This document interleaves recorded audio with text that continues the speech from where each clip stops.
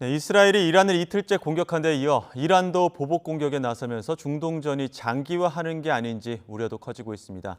이란 최고 지도자 하메네이가 사망한 것으로 확인되면서 중동 정세가 급변하고 있습니다. 장지향 아산정책연구원 지역연구센터장과 함께 이야기 나눠보겠습니다. 어서 오십시오. 안녕하세요. 자, 일단 이스라엘도 계속 지금 기습 공습을 감행하고 있는데 네네. 탄도미사일 시설이랑 방공망을 겨냥한 공습이었다고 하더라고요. 네네. 이스라엘의 공격 양상부터 좀 짚어볼까요? 어쨌든 미국과 이스라엘이 대이란 공격을 선언을 하면서 예, 그러니까 목표로 내세운 것이 핵시설, 예. 그다음에 미사일 프로그램을 예. 무력화하겠다라고 했고 그렇게 하기 위해서는 또 우선 방공망을 무력화해야 되는 것이니까 이렇게 뭐 하여간 목표는 핵과 미사일 시설의 무력화입니다. 예. 특히나 이스라엘은 트럼프 대통령에게도 그렇고 그 이란의 탄도미사일과 관련해서 이거 무조건 축소시켜야 된다 이런 주장을 좀 강하게 피지 않았습니까? 그렇죠. 예, 그런 부분 때문에도 아마 공습의 배경이 있는 것 같은데 지금 이란도 미국과 이스라엘 상대로 반격하고 있다고 하거든요. 혁명수비대 중심으로 해서 미군 기지 겨냥한 그 최신 대규모 미사일 드론 공격 개시했다고 하는데 이란의 지금 보복 공습에 대해서는 좀 어떤 양상으로 보고 계십니까?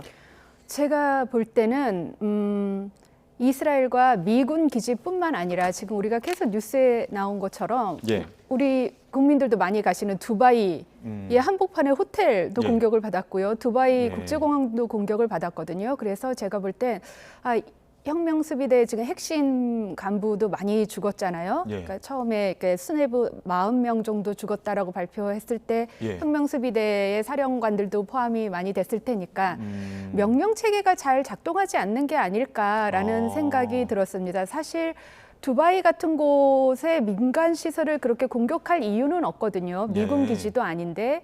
그래서 지금 제가 볼 때는 물론 이제 혁명수비대의 공식 성명은 정말 뭐 가열찬 보복을 하겠다라고 하는데 이거는 가열찬 보복을 조금 더 넘어선 약간 우왕좌왕하는 모습이 아닐까 하는 생각이 살짝 들었습니다. 예, 약간 지휘부가 흔들리면서 지휘 체계가 제대로 가동되지 않고 있다 이런 네네. 분석들도 해주셨는데 네네. 이란 혁명수비대가 지금 하메네이 사망 확인한 이후에 쿠웨이트에 있는 미군 기지 비롯해서 아랍에미리트에 있는 미군 기지까지도 공습을 했단 말이죠. 네네. 그리고 바레인, 사우디, 요르단까지 공습한 걸로 알고 있습니다. 그 이후에 지금 저희가 앞서 속보로도 전해드렸는데 트럼프 대통령이 SNS에 지금 그렇게 가열차게 공격하는 것, 보복하는 것 이거 절대 용인할 수 없다. 지금까지 보지 못한 힘으로 더 보복할 것이다 이렇게 권고했는데 네네. 결국엔 전면전이 더욱더 확전되는 양상으로 봐야 되겠죠. 어쨌든 트럼프 대통령은 그 지상군 투입은 절대 안 할 것이고요. 예. 그러니까 이 확대는 되겠지만 제가 볼 때는 그러니까 미국은 정말로 뭐 최첨단 군사 기술을 보유하고 있는 나라니까 뭐 트럼프 대통령이 이때까지 못 본 방식을 보여주겠다라고 한다면 그냥 제가 추측을 했을 때 이제 지금도 우리가 놀랍지만 그 온갖 AI에 기반한 정말 최첨단 기술에 근거한 이런 보복을 그러니까 공습을 더 하지 않을까라는 생각이 듭니다. 예. 앞서 말씀하신 대로 지상군 투입은 절대 안 할 것이라는 그 배경에는 미국 내의 어떤 지지층의 반대 목소리 때문일까요? 그렇죠. 그러니까 미국의 대중동 정책에서 예. 그 탈레반을 제거하기 위한 아프가니스탄 전쟁 그리고 사담 후세인을 제거하기 위한 이라크 전쟁 이 두 가지 장기전에서 그야말로 뭐 전쟁의 수렁에 빠졌던 20여 년간 수렁에 빠졌던 큰 아픔이 있기 때문에 뭐 납세자, 유권자를 생각을 하면 특히 공화당, 그것도 마가를 주장하는 트럼프 대통령이 지상군을 투입할 가능성은 저는 굉장히 낮다라고 봅니다. 예. 근데 이제 전쟁이 항상 진행이 되다 보면 예상치 못한 부분에서 트리거가 발생을 하면서 조금 더 확전되고 확전되는 양상들이 있지 않습니까? 네네. 이번 지금 이란과 이스라엘, 미국과의 그 공습 주고받는 과정에서 확대될 수 있는 변수가 있다면 어떤 게 있을까요? 확대될 수 있는 변수는 미국인의 사상자가 나는 걸 텐데 그때 트럼프 대통령이 첫날 미국인의 사상자, 미군 사상자를 감안하고라도 우리는 이거를 한다라고 하니 미군이 뭐 대규모 사상자가 발생하지 않는 한 제가 볼 때는 지금 이런 방식으로 그리고 좀 더 정교하게 외과 수술식으로 이런 최첨단 군사 기술에 기반해서 이란을 무력화시키지 않을까라는 생각이 들고 어쨌든 트럼프나 네타냐후 총리도 얘기를 했던 것이 우리가 이란 군을 무력화해 줄게. 그런 다음 뭐 일주일, 열흘 후에 우리가 떠나면 이란 시민들이 뭐 자유를 찾아라라는 얘기를 하는 걸 보면 그러니까 장기전으로 갈 계획은 지금으로서는 없는 것 같습니다. 이란도 가만히 있지는 않을 텐데 네, 네. 그렇게 된다고 한다면 작년에 이미 한번 공습을 받았긴 했습니다만 이란에 남아있는 탄도미사일로 군사적으로 반격할 수 있는 어떤 카드들이 남아 있습니까? 있겠죠. 어떤 부분들이 있을까요? 그러니까 탄도미사일로 반격을 할 텐데 예. 이스라엘의 계산으로는 저번에 많이 썼고, 그러니까 작년 6월이었죠. 예. 작년 6월 12일 전쟁 때 많이 썼고, 그리고 이 만드는 그 공장 시설을 파괴를 많이 했거든요. 예. 그래서 빠른 속도로 많이 만들지는 못했을 거라는 계산입니다. 그래서 왜 지금 이때 했을까의 이유 중에 하나도 예. 이란이 그 탄도미사일을 비축하기 전에 먼저 때려야 된다라는 계산도 있었습니다. 예. 자, 이제 어제 공격으로 하메네이가 사망한 것으로 이제 현지 국영방송을 통해서도 전해졌는데 국영방송 앵커가 울면서 이야기를 했거든요. 네네. 하메네이라는 인물이 그 이란 안에서 어떤 좀 상징적인 의미가 있을까요? 지금 현재 이란 전체 인구가 9천만 명이거든요. 예. 근데 인구의 75%가 예. 이란 이슬람 혁명 1979년 이후에 태어난 사람들이에요. 그러니까 젊은 층들이 정말 많죠. 예. 즉 젊은 층들은 이 하메네이 최고 종교 지도자를 정말 좋아하지 않습니다. 그래서 저도 그 공영방송 남자 앵커가 울먹이는 걸 봤는데 그냥 보면서 굉장히 강압적인 권위주의 체제에서 쉽게 볼 수 있는 모습 정말 진심일까라는 의심은 했습니다. 예. 그래서 최근 정말 하메네이에 대한 민심이 정말 안 좋았는데 예.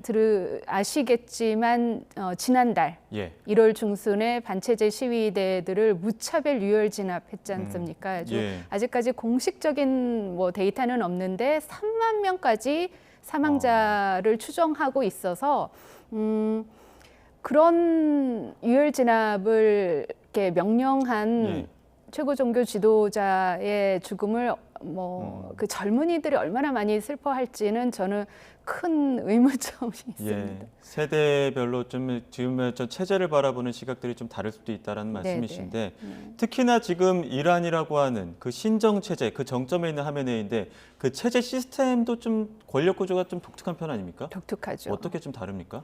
그러니까 흔히 이제 이란 이슬람 공화국에서 자신들 체제의 장점이라고 하면서 우리는 이슬람 공화국이라 선거도 한다라고 예. 하지만 이 페제시키안 대통령의 경우 그분은 이제 선거로 선출 권력인데 예. 선출됐지만 이 이란 이슬람 공화국 체제 내에서는 굳이 우리랑 비교를 하자면 뭐 행안부 장관, 내무부 장관 정도의 권력밖에 없고 모든 뭐 핵심 권력은 최고 종교 지도자인 성직자가 장악을 하고 있고 이 성직자를 옆에서 이제 국건이 보필하는 게 혁명수비대, 이란 혁명수비대라고 하죠. 예. 그러면 결국에는 지금 하메네이 사망 이후에는 이란 혁명수비대를 중심으로 군부가 장악할 가능성도 커지는 겁니까? 그럴 가능성이 가장 뭐 크다고들 얘기를 하고 그 시나리오를 미국과 이스라엘은 가장 안 좋은 시나리오로 보고 있기 때문에 지금 계속 이란 혁명수비대 이제 뭐 중간급 간부들을 상대로 계속 이 심리전도 펼치고 있어요. 인지전을 펼치면서 너희들이 지금 뭐 투항을 하면 아무것도 묻지도 않겠다라는 얘기를 하고 뭐 역사의 오른편에 서라. 너희들도 1월 중순에 시민들 그렇게 유혈 진압했을 때 안 좋았던 거 안다. 뭐 이러면서 계속 심리전을 펼치고 있습니다. 지금 뭐 군부는 군부대로 빠르게 움직이겠지만 지금 정치권에서도 모하마드 모흐베르라는 인물이 그러니까 수석 부통령인데 이 부통령이 임시 대행 체제로 가는 줄 알았는데 또 한편에서는 지도자위가 구성이 됐습니다. 그러니까 지금 헌법에 따른다고 한다면은 앞서 말씀하셨던 그 권력이 정점에 있지 않은 대통령, 페제시키안 대통령이랑 그 사법부 수장이랑 그리고 이슬람법 전문가 3명이 지도자위 구성해서 과도기하죠. 최대한 권력 이양을 하겠다 이런 입장인 것 같은데 여기에 대해서는 지금 시스템이 어떻게 돌아가는 겁니까? 저는 그 목베르 얘기가 처음에 나왔을 때 임시 대행이라고 했던 인물. 라고 나왔을 때 이 혁명수비대도 지금 명령 체계가 잘 안 돌아가는 것 같아 보이는데 그래도 이제 상징적인 정당성을 보여줘야 하는 이 최고 종교 지도자 후임 대행도 그렇게 막 이렇게 권위가 있는 인물이 전혀 아니거든요. 그저 자금줄로 알려져 맞습니다. 있더라고요. 그러니까 이란이 지금 뭐 대대적인 이 생션 제재를 받기 전에 그 모흐베르가 한 이란 무슨 경협에도 막 참여하고 그랬었어요. 그러니까 굉장히 그냥 이 재정 쪽 돈에 관심이 많고 사업, 그래서 부정부패가 되게 심한 인물로도 알려져 있는 사람인데 굳이 이 사람을 후임으로 했다라면 지금 이게 뭐가 제대로 안 돌아가는 게 아닐까라는 생각이 들었는데, 이제 또 다시 그게 아니라 집단체제, 그러니까 위원회로 또 옮긴다. 그래서 말이 이렇게 나오고 저렇게 나오는 거 보면 정치권, 이 혁명수비대뿐만 아니라 정치권 내에서도 이 성직자 체제 내에서도 뭔가 혼란이 있는 것 같다라는 생각이 들었습니다. 그 메시지가 명확하게 나오지 않고 하나로 나오지 않고 여러 갈래로 나오는 부분에서도 이제 현지에서 어떤 혼란스러운 상황을 간접적으로 좀 생각할 수 있는 부분이긴 한데, 말씀드린 것처럼 그 모흐베르가 그 지도자위 구성한 부분에 대해서도 모흐베르도 그 확인된 상황이다 이렇게 또 이야기를 했다고 하는데, 지금 워낙 그 혼란스러운 상황에서 그 지도자위를 구성한다고 한들 지도자위에서 그 권력 이양이 좀 부드럽게 이행이 될 수 있을지 이 부분도 좀 의문이 있는데 여기에 대해서 어떻게 보십니까? 그 지도위가 이제 구성이 되면 사실 이란은 이슬람 공화국이기 때문에 이 최고 지도자도 최고 종교 지도자예요. 성직자 울라마라고 하는 이슬람 법학자에서 뽑아야 되기 때문에 이 지도위가 바로 또 뭔가 새로운 체제를 만들 수는 없고, 이 지도위가 만들어진 다음에 또 전문가위원회라고 성직자 88명으로 구성된 또 이 종교 체제가 있거든요. 거기에 또 위임을 해야 됩니다. 이제 최고 종교 지도자를 뽑아달라라고 하면서. 여러 가지 단계별로 좀 시간이 더 걸릴 테고.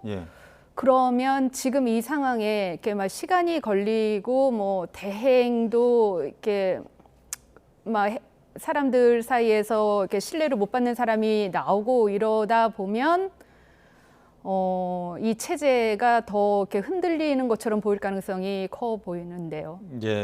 자, 트럼프 대통령이 지금 이란 국민을 향해서 계속 일어서라, 다시 한번 뭐 나라를 되찾아라 이런 이야기를 하고 있는데 그런 메시지를 던지는 배경은 뭡니까?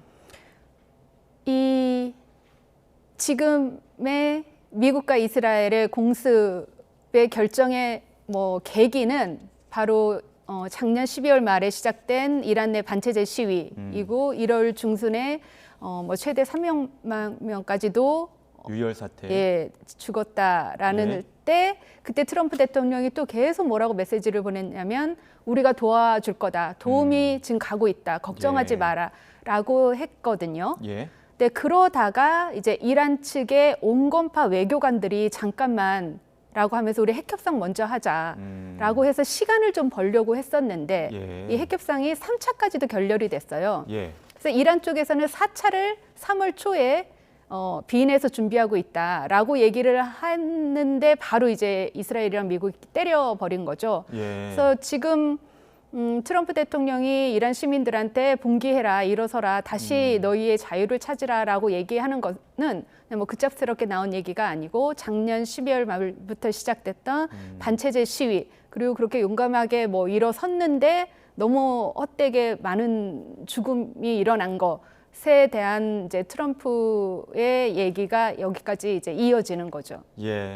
우리 입장에서 혹은 또 세계 입장에서는 이 지금 상황으로 호르무즈 해협 봉쇄되는 거 아니냐, 그렇게 되면 이제 원유 수송에 대한 문제들이 생기기 때문에요. 이건 어떻게 좀 될 거라고 생각하십니까? 그게 제일 큰 문제죠. 저는 정말 지금 이란 체제가 정말 긴박하게 돌아가고, 제가 봤을 때는 좀 더 합리적인 계산을 못하는 거 아닌가라는 그 이유 중에 또 하나가 호르무즈 해협을 봉쇄하겠다라는 거거든요. 그 호르무즈 해협을 봉쇄하는 거는 이란에게도 자신의 발을 찍는 거라서, 즉 이란도 호르무즈 해협을 봉쇄해버리면 원유 수출, 비록 제재 때문에 중국에게만 하고 있지만, 중국이랑 베네수엘라에게만 하고 있지만 그 원유 수출도 불가능해지는 거거든요. 그래서 확실히 지금 이란 지도부는 그 소수 핵심 지도부는 지금 굉장히 끝으로 몰린 상태인 것 같아요. 예. 그러니까 호르무즈 해협을 봉쇄했었던 게 이때까지 딱 한 번 있었어요. 이란 이라크 전쟁 때. 예. 그런데 이번에 봉쇄를 하면 두 번째인 건데 이 봉쇄를 한다면 이란 자체도 시스템이 마비가 돼버리는 거거든요. 어떻게 보면은 마지막까지 갖고 있어야 되는 네네. 카드를 지금 이렇게 꺼냈다는 거는 네, 저는 그렇게 벼랑 끝에 이미 몰려 있다. 벼랑 끝에 몰려 있고 뭔가 예. 장기적이고 합리적인 계산을 잘 못하거나 안 하는 게 아닐까라는 생각이 듭니다. 예. 이란에는 또 저항의 축이라고 하는 이란이 움직일 수 있는 어떤 군사적인 그 요소들이 좀 있지 않습니까? 네네. 이런 부분들은 어떻게 함께 움직일 가능성은 어떻게 보십니까? 지금까지는 저항의 축이 어떻게 별다른 이 협력을 못 하고 있는 것 같아요. 그래서 그러니까 왜 하필 2월 말에 예. 미국과 이스라엘이 공격을 했느냐의 여러 이유 중에 이것도 있거든요. 지금 저항의 축이 예. 이 작년, 재작년 이스라엘의 대대적인 공세로 헤즈볼라, 하마스, 예. 후티 반군이 예. 또 굉장히 많이 위축이 되어 있고 약화가 된 상태예요. 그런데 이들도 지금 뭐 가자에서도 하마스가 뭐 무장 해제를 안 하겠다고 버티고 있고 헤즈볼라도 안 하겠다고 이런 모습을 보이니까 이제 이스라엘과 미국도 얘네들이 뭔가 또 다시 재무장하기 전에 빨리 치자라는 계산이 있었던 것 같고 지금까지는 저항의 축이 크게 유의미하게 같이 도와서 뭐 그러니까 항전의 모습을 보이지는 않고 있습니다.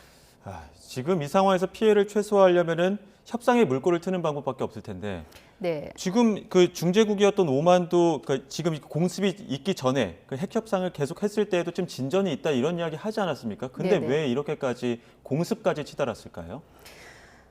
제가 볼 때는 이란 내에 그 온건파 많지는 않지만 외교관들과 외교 라인은 누구보다도 핵 협상을 하고 싶어 했습니다. 하지만 최고 종교 지도자랑 그 최측근의 이 혁명수비대 핵심 사령부는 강경파가. 예, 강경파는 핵 개발이 이 이란 이슬람공화국 체제 존립의 그 자체예요. 예. 반미, 반이스라엘, 이스라엘 혁명 수출 이를 위해서 핵 개발도 해야 되는 그래서 그런데 뭐 놀랍지 않게도 온건파는 소수이다 보니까 계속 뭐 최고 종교 지도자와 강경파를 설득을 했겠지만 잘 먹히지 않았겠죠. 저는 미국 이란 핵 협상이 잘 될 거라고 생각은 안 했었어요. 왜냐하면 강경파는 핵을 포기하는 순간 이게 미국한테 그냥 져버리는 그러니까 미국에게 양보를 걸로 이때까지 계속 자신들을 그렇게 프레임을 만들어 왔었고 그렇기 때문에 지금 이 상황에서 해결할 수 있는 방법이라고 해야 될까요? 어떤 뭐 대화의 물꼬라든지 협상을 시작할 수 있는 장치 같은 게 있다면 어떤 게 있을까요? 지금으로서는 이제 이란 내에 그래도 아직 그 대부분 가택 연금을 당하고 있지만 이 온건파 지도자들도 좀 있습니다. 이제 그 사람들이 나와서 핵 포기하겠다. 대신 공습 그만하고 그리고 앞으로 이란의 미래는 우리가 알아서 할 테니 뭐 시민들한테 국민투표를 통해서 앞으로 체제를 어떤 형태로 이끌어갈 건지 다시 물어볼 수도 있고 이런 거를 이제 우리가 하겠다라고 미국 측에 얘기를 하되 핵 포기는 약속을 해야 되는 거죠. 그래도 강경파는 또 강경파대로 그런 목소리에 대해서 강하게 또 이제 반대할 수 있는 상황이기 물론입니다. 때문에 그렇기 때문에 그런 생각을 하는 온건파 지도자들은 대부분 가택연금 중이에요.